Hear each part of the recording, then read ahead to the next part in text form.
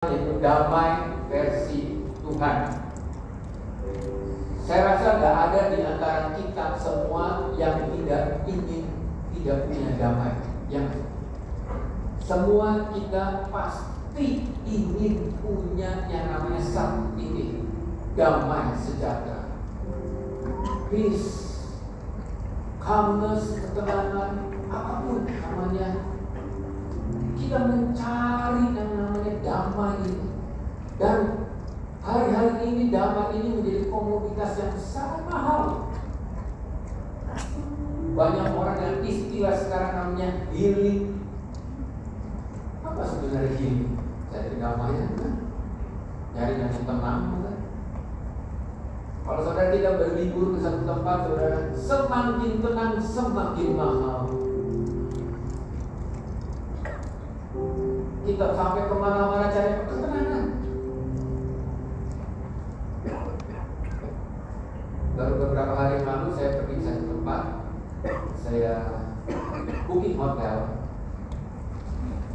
Lalu saya pergi dengan istri saya untuk berlibur. Lalu saya suka dengan hotel itu karena ini 2 kali.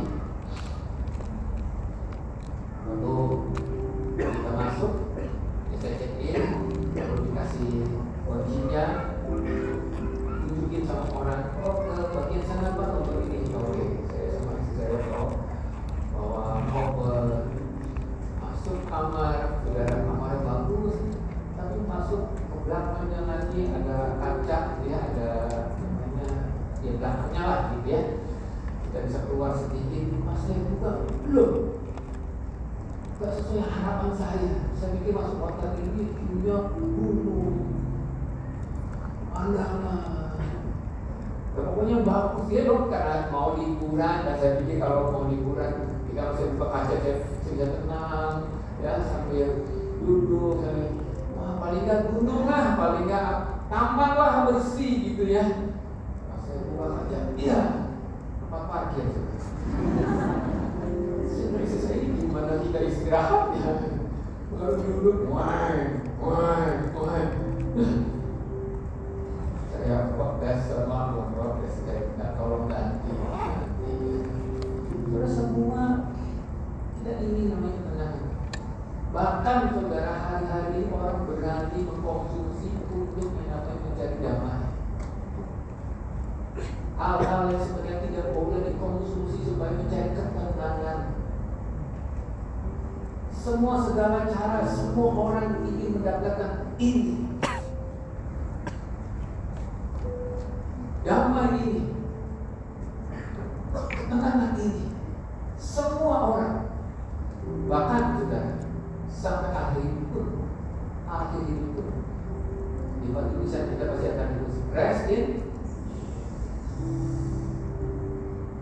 karena kita pengen selesai hidup pun tenang. Tidak ada salah dengan itu, semua kita mencari itu. Tapi jangan hanya rest in peace, tapi life in peace juga. Buat apa kita restnya bisa peace, tapi life-nya nggak peace? Kita ingin life itu.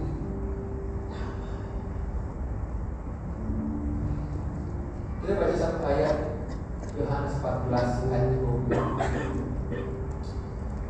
Yohanes 14 ayat 27. Ayat ini ditulis oleh Yohanes, dan peristiwa ini gak berapa lama Yesus disalib. Dikatakan begini, damai sejahtera ku tinggalkan kepadamu. Saya berkata ini Kristus. Apa yang Tuhan tinggalkan? Damai sejahtera yang Tuhan kasih kepada kita.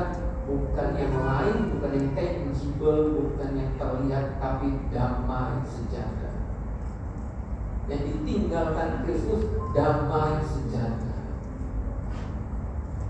Damai sejahtera aku berikan kepadamu, dan apa yang aku berikan tidak seperti yang diberikan oleh dunia kepadamu. Janganlah gelisah dan gentar hatimu. Ternyata ada damai yang lain selain damai yang Tuhan berikan. Tuhan katakan damai yang memberikan tidak seperti yang dunia berikan. damai yang berbeda yang Tuhan tawarkan kepada kita. Ada damai yang berbeda yang Tuhan berikan kepada kita. Ada damai yang memiliki kualitas yang berbeda dengan apa yang kita bisa lihat yang Tuhan berikan. Damai sejahtera itu adalah buah roh. Ya, dalam Galatia 5 ayat 22-23 dikatakan begini. Tetapi buah roh ialah kasih, sukacita, damai, sejahtera, kesabaran, kemurahan, kebaikan, kesetiaan, kelemah lembutan, penguasaan. Tidak ada hukum yang menentang hal itu. Saya tidak bahas yang lain. Tapi damai sejahtera adalah buah-buah roh. Apa maksudnya? Maksudnya adalah kita semua, kalau kita sebut sebagai anak-anak Allah, kita percaya pada Kristus, kita harus memiliki buah yang namanya damai sejahtera. Paling tidak kita memiliki damai sejahtera. Itulah buah-buah roh. Saudara, kualitas kerohanian kita tidak bisa dilihat dari karunia roh. Karunia roh untuk membangun jemaat. Saudara memiliki karunia untuk kesemua untuk membangun jemaat. Karunia penubuat untuk bergabung membangun jemaat. Karunia untuk membangun jemaat. Tapi buah-buah roh menunjukkan siapa diri kita di dalam Kristus. Buah-buah roh adalah checklist kita sebenarnya. Sama kalau kita lagi ada masalah dengan badan kita ke dokter, kita cek, kolesterolnya lewat, gulanya hampir lewat. Itu ada checklistnya. Kalau kita ada sesuatu yang lewat dari yang standarnya, hati-hati. Jaga rumah makan, olahraga. Di rumah saya punya timbangan. Yang kalau dulu timbangan berat biasa aja. Sekarang istri saya beliin timbangan yang bisa ukur banyak macam. Saya juga bingung kok bisa begitu. Dari timbangan saya tahu tuh. Saya punya fat berapa, body age-nya, umur tubuh kita berapa, bisa ukur. Bone mass kita berapa, cek semua. Tapi saking detailnya tiap hari dari itu sudah. Karena timbang saya udah belum ada dilewat ke hampir. Udah begini masih ada yang lewat. Israel saya lewat. Tapi body weight saya harus saya senang 34. Timbangan salah. Saya saudara senang lah ya. Ya saudara, tetapi buah roh. Artinya saudara, kalau ada kita sebagai anak Tuhan tidak ada kasih, checklist kita ada lewat. Tidak ada sukacita, checklist kita ada lewat. Tidak ada damai, checklist kita ada lewat. Kenapa sih saya di rumah ribut terus sama istri sama anak saya? Checklist kita ada lewat. Kalau checklist kita ada lewat, nanti di dalam kita salah. Kalau indikator bulan kita lewat, berarti ada yang salah di dalam. Kalau kolesterol kita ada yang lewat, ada yang salah di dalam. Harus ada exercise, harus ada sesuatu latihan yang kita harus lakukan supaya itu turun kembali. Betul. Kalau kita kehilangan damai selama ini, jangan ada yang salah di dalam.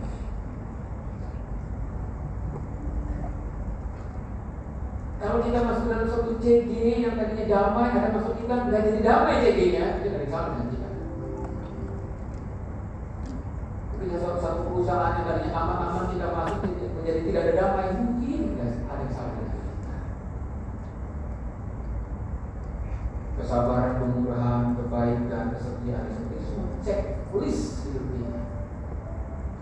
Saudara bisa dapatkan ini, saudara bisa taruh di checklist 9 itu saudara. Kalau kita ada yang lewat, berarti ada yang salah dengan kita. Dan hari ini satu checklist saja yang kita perlu perhatikan, yaitu damai sejahtera.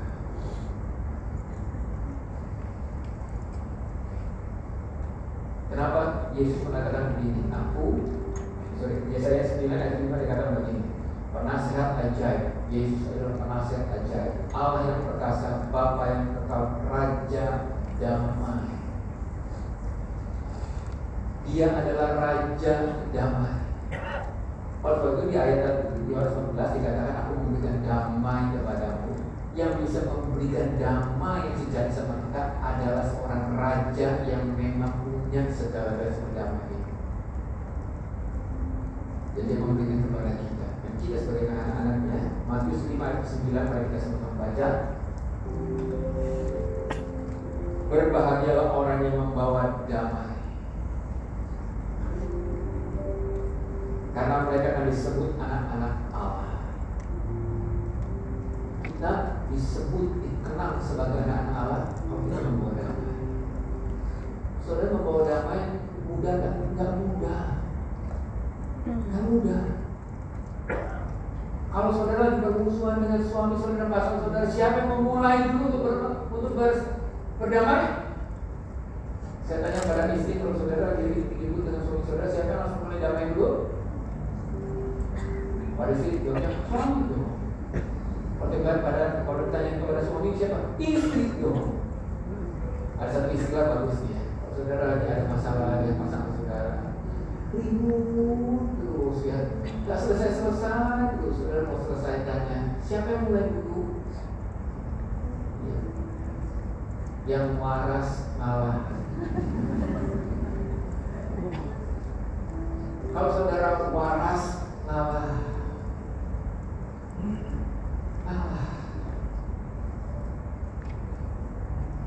tidak mudah saudara membawa damai.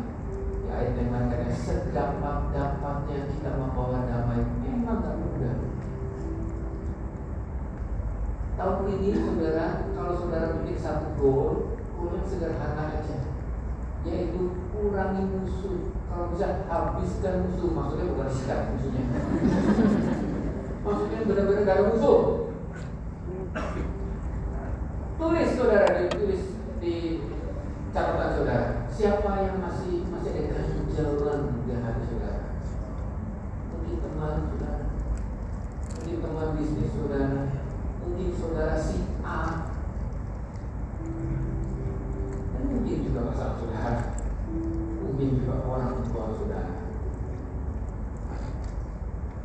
Berdamai. Sebenarnya mungkin kita disebut sebagai anak-anak Allah kalau kita nggak membawa damai. Tidak boleh beribadah, tapi ciri salah satu yang membawa damai, orang yang membawa damai baru bersungguh bahagia.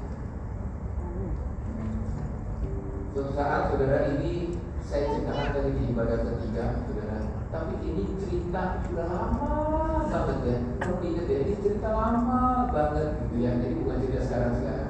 Ini mungkin sudah hampir 20 tahun mungkin ya. Ini peristiwa saya dan istri saya. Jadi aku cerita ini orang saudara masih ingat lagi ya. Karena itu udah lama banget ya. Suatu saat saya ada beda pendapat dengan istri saya, cekcok lah istilahnya ya. Sekali lagi, ini kapan? Aman betul ya. Sudah lama banget saudara. Cekcoknya juga lama. Sampai 3 hari saya tidak ngomong dengan istri saya. Tolong jangan dipecahkan rekornya. Selama 3 hari gak enak banget di rumah saudara. Diam-diaman, makan tetap makan, ya pulang kerja nggak ngomong, aduh energi habis saudara. Ibu tetap satu rumah tapi nggak diam-diaman. 3 hari. Yang pernah ngerasain diam saja, sama kan bisa merasakan. Nggak enak saudara. Saya mau minta maaf sih, tapi kapan ini? Lama. Satu saat sampai istri saya mengatakan saya, tapi zaman dulu BBM nggak saya lupa ya. Tadi sorry, satu kata cari langsung. Satu kata itu kayak saya bilang pakai bagus. Saya sampai istri saya bilang, sorry ya, kita berdoa, kita nangis-nangis 3 hari, kita melakukan hal yang bodoh. Tapi untung ada istri saya yang mulai. Istri saya lebih waras dari saya. Untung istri saya waras dari istri saya, suaminya itu waras. Saudara Budi, bawa damai. Enggak mudah membawa damai. Baru kita disebut sebagai anak-anak Allah. Dikatakan begini, damai sejahtera ku berikan kepadamu. Coba bayangin saudara. Setelah kita tidak ada, apakah yang kita tinggalkan untuk damai? Ini satu prinsip yang dahsyat banget yang Tuhan berikan kepada kita. Damai ku berikan kepadamu. Setelah itu Yesus naik ke surga. Saudara, artinya kita sebagai anak Tuhan juga waktu kita kehidupan kita ada keluar masuk, betul nggak saudara? Apa maksudnya? Kita masuk dalam satu tahap, kita akan keluar masuk di level berikutnya. Kita masuk dalam satu komunitas, kita mungkin akan keluar dari satu komunitas. Kita akan masuk dalam satu area, kita akan masuk dalam keluar area. Kita akan masuk dalam satu level umur tertentu, kita akan masuk dalam level umur yang berikutnya. Terus kita akan keluar masuk. Kita masuk dalam level yang sebelum menikah, kita masuk dalam level pernikahan. Pernikahan masuk dalam pernikahan yang dewasa. Anak-anak yang kecil sekarang menjadi besar. Semua kita level kita masuk keluar. Tapi pastikan setiap kita masuk dalam satu situasi, masuk dalam satu level kehidupan, waktu kita keluar, kita memberikan damai kepada yang kita tinggalkan. Maksudnya adalah, coba bayangin, suatu saat kita pasti akan dipanggil Tuhan. Waktu kita tidak ada, saudara, damaikan anak-anak kita, damaikan keluarga kita, damaikan orang-orang yang kita tinggalkan. Kalau kita punya pemikiran waktu kita tidak ada, supaya orang-orang yang kita tinggalkan tetap damai, itulah pekerjaan kita sekarang ini. Pekerjaan kita, tugas kita adalah memberikan damai kepada orang-orang yang Tuhan percayakan, supaya suatu saat kita meninggalkan suatu level, suatu tempat, suatu posisi, apapun namanya, memiliki damai. Nangkap saudara? Saudara kalau di dalam CG kita dinamis sekali. Saat waktu kita masuk dalam CG, waktu kita dipromot, di multi, kita harus membelah, saudara. Pastikan orang-orang yang kita tinggal memiliki damai. Jangan waktu kita tinggalkan dia seperti Tuhan, ya begitu. Jadi di senior kita punya istilah, ya. Tapi istilah ini istilah senior, saudara mau pakai boleh, nggak pakai ya nggak apa-apa. Kita punya istilah begini. Kalau kita bertemu untuk ada senior di sini. Mana teman-teman senior? Oke, senior biasa ibadah jam 7.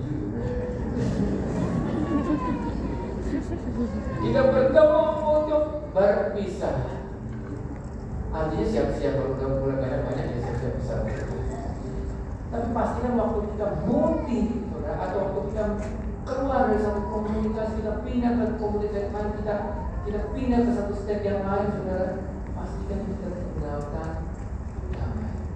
Inilah tugas kita pada saat sekarang, supaya waktu kita tidak ada, yang kita tinggalkan memiliki kualitas yang baik, memiliki damai. Itu maksudnya. Dalam setiap aspek kehidupan kita apapun, dalam pekerjaan kita, pastikan waktu kita keluar dari pekerjaan baik. Waktu kita keluar dari satu bisnis kita baik. Sama seperti ini, contoh sederhana, saudara, saya lihat kalau kita punya tradisi atau ini, ya kalau kita makan di tempat umum, ya, di food court gitu, memang ada yang beresin setelah kita makan. Betul ya, di sini memang ada. Ya, tidak setelah kita makan kita tinggal. Ya betul, memang di sini memang ada yang beresin, yang tunggu. Tapi lihat kebiasaan di luar, saya suka banget. Saudara kalau pergi ke negara tetangga, saudara makan di food court, saudara nggak usah tinggal aja, saudara. Yang tinggal aja prototin, saudara. saudara bereskan sendiri, saudara rapikan, saudara bawa utama.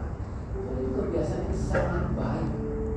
Waktu kita datang bersih, waktu kita tinggalkan bersih. Jadi satu filosofis pandangan bahwa apapun yang kita kerjakan, dimanapun kita datang, waktu kita kembali, waktu kita keluar, waktu kita pergi, pastikan bersih. Jangan meninggalkan kekacauan waktu kita tinggal.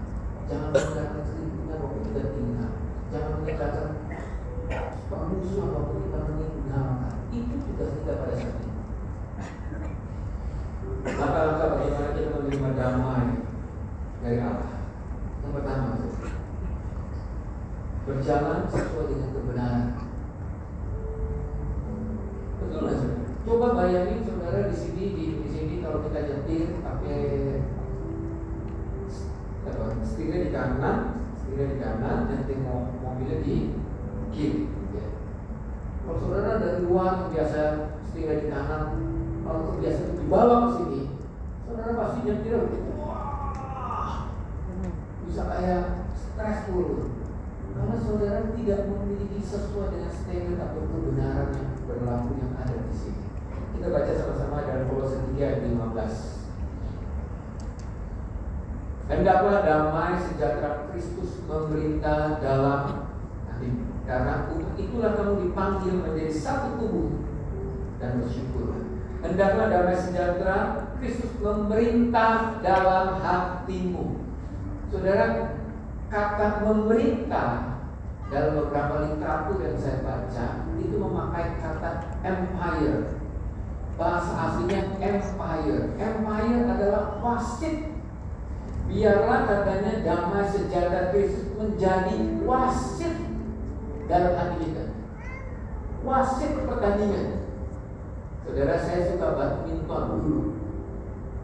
Karena kita bermain badminton dengan teman-teman, tentu kita nggak pakai wasit. Ya. Saudara tahu badminton kan? Saya mau badminton, gua agak bingung. Badminton, saudara, karena kita nggak pakai, karena kita antar teman, kita nggak pakai wasit. Jadi kita percaya satu dengan yang lain, betul nggak? Kalau saya smash, teman saya di seberang sana bilang out, ya udah percaya aja. Kebalikannya juga begitu. Kalau dia serve, lock ke belakang, keluar garis, saya bilang out, oke, dia percaya aja. Kalau dia nggak percaya, nggak ke mana tidak ya.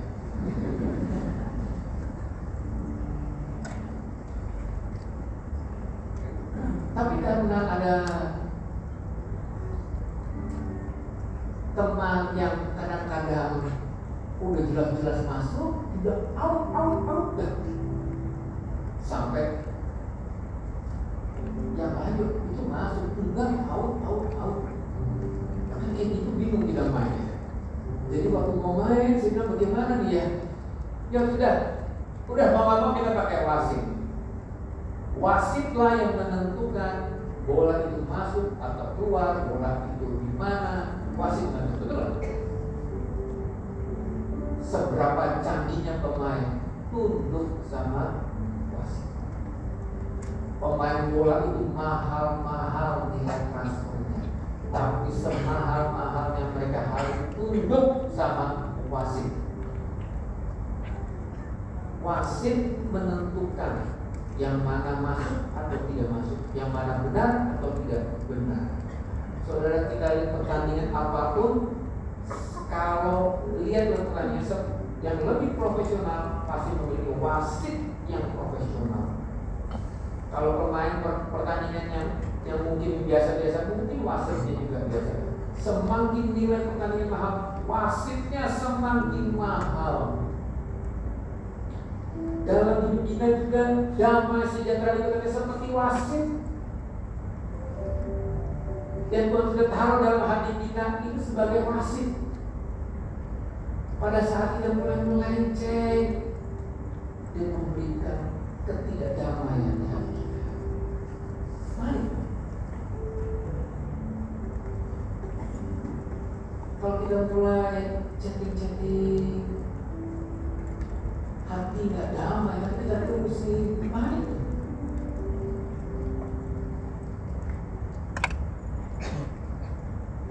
Kalau kita mengerjakan sesuatu, terus suara hati berkata, jangan, udah dikasih ketidakdamaian di sini, ada damai sejahtera tadi sebagai emas, dia mulai kata ketiga, jangan, stop, mana?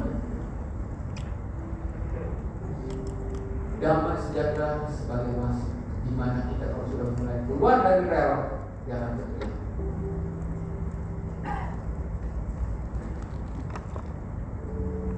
Pada saat kita mulai melenceng,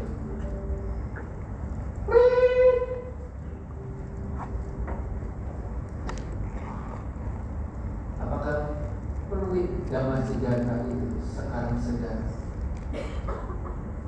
menyala di hati kita? Stop.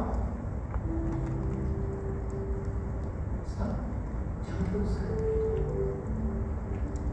Berbalik. Kita bersyukur Tuhan tahu itu. Ku berikan damai sejahtera. Tapi damai sejahtera diberikan bukan tidak ada purpose. Ada purpose, ada tujuannya sebagai wasit untuk memerintah, untuk mengatur pertandingan hidup kita, supaya kita tetap di dalam pertandingannya, tetap di dalam relnya, tetap di dalam rencananya. Waktu kita keluar,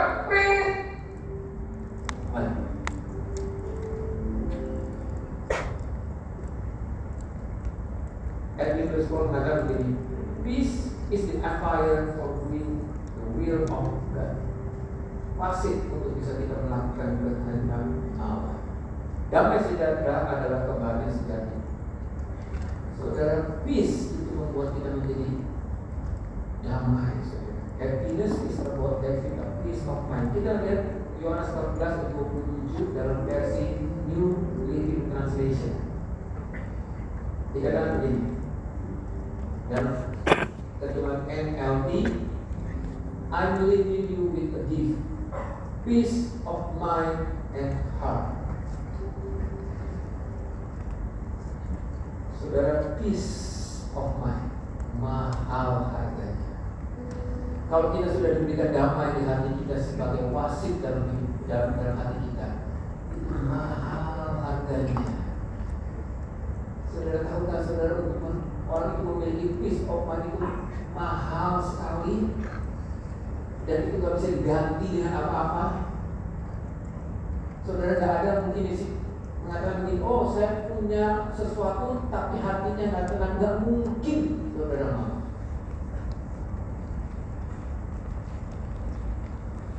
Oh saya dapat ini tapi hatinya gak tenang. Gak mungkin kan. Saudara pasti akan mencari yang tenang dulu, mencari kedamaian dulu. Daripada saya mendapatkan ini, daripada mendapatkan posisi ini, daripada sesuatu ini, daripada mendapatkan yang, tapi hati saya gak tenang, peace of mind-nya gak ada. Orang sekarang kejar peace of mind, kemana aja? Mana peace of mind bagi kita orang anak Tuhan? Tinggal kita menutup mata, kita berdoa, peace of mind di hati kita. Tentu sudah berikan itu kepada kita. Kira-kira tahun 2012 saya baca dalam Kompas, saudara. Ada satu survei di Kompas dari 150 responden dari 148 negara disurvei tentang kebahagiaannya. Herannya, saudara, dari survei itu bukan negara-negara yang kaya yang paling bahagia, malah negara-negara yang biasa-biasa aja. Nomor satu dari survei itu, nomor satu negara yang paling bahagia adalah Panama. Sekali lagi tahun 2012, mungkin yang bergeser tahun. Yang kedua Paraguay, El Salvador, Venezuela, Trinidad. Negara-negara yang bukan secara per kapitanya besar, tinggi, tidak, biasa-biasa saja. Jadi tidak ada korelasi negara yang punya aset aset atau GDP-nya tinggi, artinya rakyatnya juga bahagia, tidak. Tapi negara-negara yang Panama, Paraguay, El Salvador, waktu dicek kenapa ya negara-negara ini yang paling bahagia? Karena negara-negara ini relasinya, persahabatannya begitu dekat. Mereka bukan menomorsatukan kepemilikan, tapi mereka menomorsatukan peace, kedamaian antara sama. Dari survei itu ya, dari Kompas tahun 2012 itu, Singapura 148, ranking 148. Indonesia, kalau saudara nanya, nanti saya jawab. Semuanya saudara. Maksudnya saudara, kedamaian ada sesuatu yang mahal. Peace of mind. Dan beberapa tahun yang lalu ada seorang aktor terkenal, komedian, meninggal harus secara menyedihkan. Komedian itu kan membuat orang tertawa, tapi dia harus mengakhiri hidupnya juga dengan cara yang menyedihkan sekali. Waktu saya iseng-iseng, saya lihat di dalam makalahnya, kira-kira berapa sih sebenarnya yang dia punya. Ini komedian terkenal. Ini sudah lama saya artikelnya juga. Saya hitung, saya convert dengan rupiah karena dia tinggalnya di Amerika. Saya convert dengan kurs pada saat itu. Komedian ini kira-kira punya aset 2.000 ruko. Dengan saya asumsikan ruko di Jakarta. Seorang punya 2.000 ruko bisa mengakhiri dengan hidup begini. Kenapa? Kenapa sudah terkenal? Harta benda kalau saya ditanya banyaknya luar biasa. Tapi kenapa? Peace penting sekali dan itu mahal luar biasa. Dan itu tidak bisa digantikan dengan yang lain. Tidak bisa digantikan dengan punya harta, dengan ketenaran, dengan orang sebut namanya, orang tahu semua dalam kehormatan. Gak bisa digantikan. Peace of mind. Dan itu kita sudah punya dan itu harus kita jaga. Berjalanlah sesuai kebenaran. Dan Tuhan sudah tahu damai sejahtera sebagai sebagai wasit. Pada saat kita melangkah keluar pasti akan berbunyi alarm di hati kita.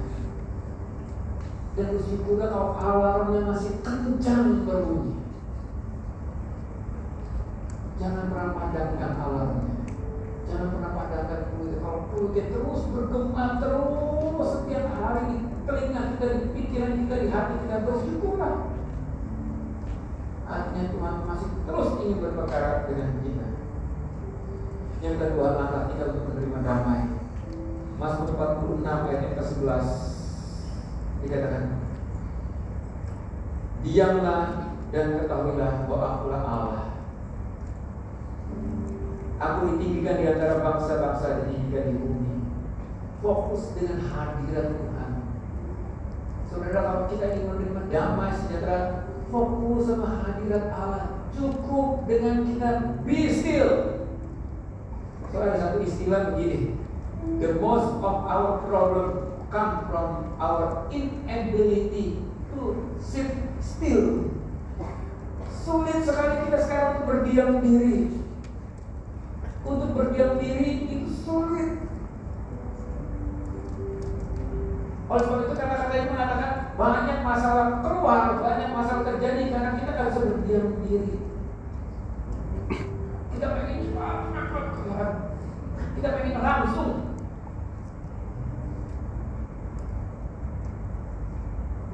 Filipi 4 ayat 7 dikatakan, damai sejahtera Allah yang melampaui segala akal akan memelihara hati dan pikiran dalam Kristus Yesus. Dalam pikiran kita dilampaui. Bukan berarti gak boleh pikir, bukan berarti kita gak boleh berencana. Bukan kita gak boleh memikirkan. Orang yang tidak memikirkan ini itu malah bahaya. Ya maka dokter bilang kamu gak boleh khawatir. Salah, harus khawatir. Dengan khawatir kita berpikir, kita berencana, boleh. Tapi itu harus dilampaui dengan damai sejahtera Allah.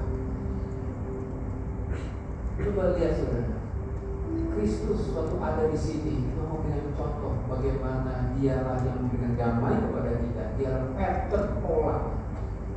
Kristus selama di sini tidak pernah tergesa-gesa, tidak pernah gerasa terus, selalu tenang, selalu on time, selalu tepat.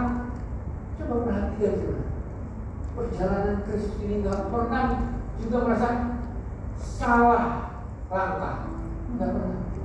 Tuhan nggak pernah undo, nggak pernah. Tuhan nggak pernah jadi ops salah, nggak pernah. Tuhan selalu tepat, tenang, dan melakukan sesuai dengannya. Itulah kisah hidupnya. Saya juga mengalami ini, saudara. Saya terus belajar. Saya diskus sama istri saya. Inilah satu keringat saya. Mendapatkan peace terus tambah hari tambah besar. Karena hidup ini, kalau kita punya sesuatu tapi tidak punya peace, saudara, kita kemungkinan paling mahal. Dan Tuhan mengajarkan bagaimana dalam hidupnya. Dia nggak pernah tergesa-gesa. Dia jalan sesuai dengan panggilannya, dengan pimpinan daripada Tuhan. Yang ketiga, bagaimana kita mendapatkan peace, damai sejahtera daripada Tuhan. Percayalah pada tujuan Tuhan. Suatu saat saya mengatakan papa saya sudah tidak ada.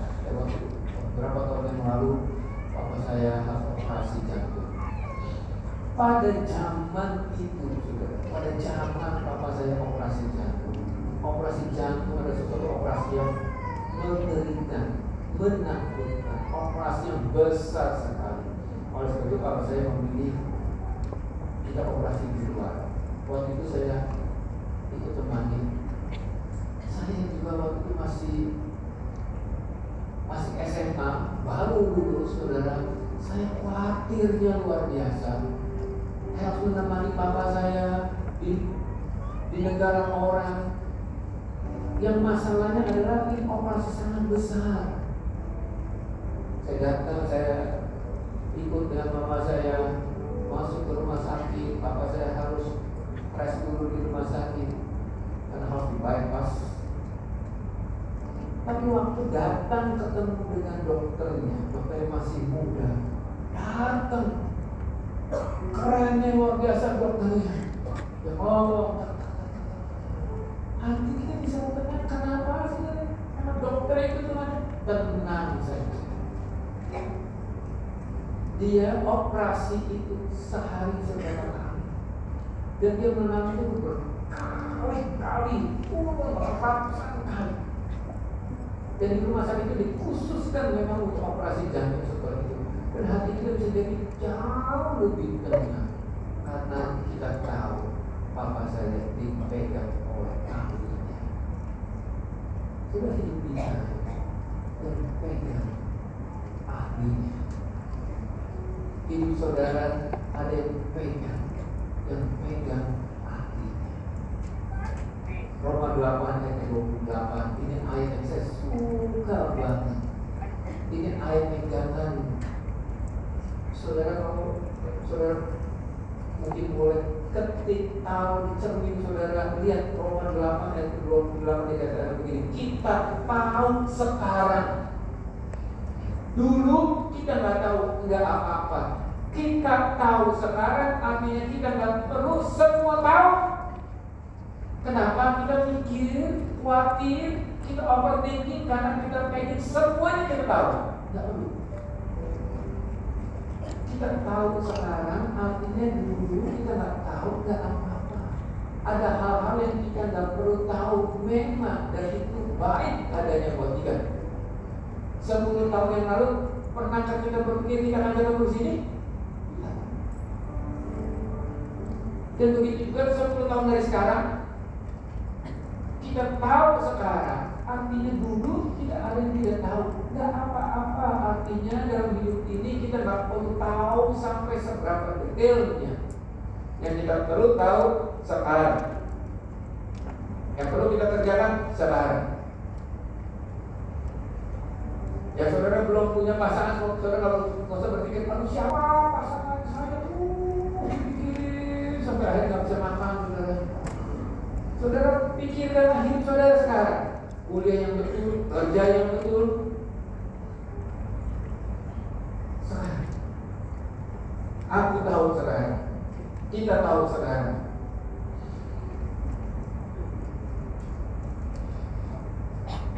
Kita tahu sekarang. Kenapa saya harus bangkrut dulu? Kenapa saya harus pindah rumah ke sini? Kenapa saya harus kuliah di sini? Sekarang saya baru tahu. Allah turut bekerja, bahwa Allah turut bekerja. Allah kita bukan Allah yang diam, Allah yang bersama-sama dengan kita turut bekerja. Saudara, kalau Allah bekerja dalam hidup kita, tenanglah hidup kita. Peace-lah. Dia turut bekerja. Kalau kita punya anak, saudara, kita punya anak, kalau anak kita dewasa, walaupun dia sudah mandiri, saudara, kita yang dari jauh tetap memikirkan bagaimana kehidupan anak-anak kita. Betul nggak? Walaupun dia sudah dewasa, walaupun dia sudah tinggal mungkin di rumah sendiri, kita tetap memantau, tetap memikirkan, walaupun dia sudah dewasa, dia sudah mandiri. Orang tua kita sebagai orang seperti itu, apalagi bapak kita. Dia terus memantau kita, turut bekerja, turut perhatian kita. Untuk mendatangkan kebaikan, ujung-ujungnya baik lagi. Sekarang kita tahu ujungnya untuk mendapatkan kebaikan. Bagi saudara yang pasangan atau saudara masih single, saudara pernah pacaran lalu putus, lalu nanti 10 tahun kemudian, 5 tahun, 10 atau 20 tahun kemudian saudara mengatakan, saya baru tahu sekarang untuk putus. Itulah.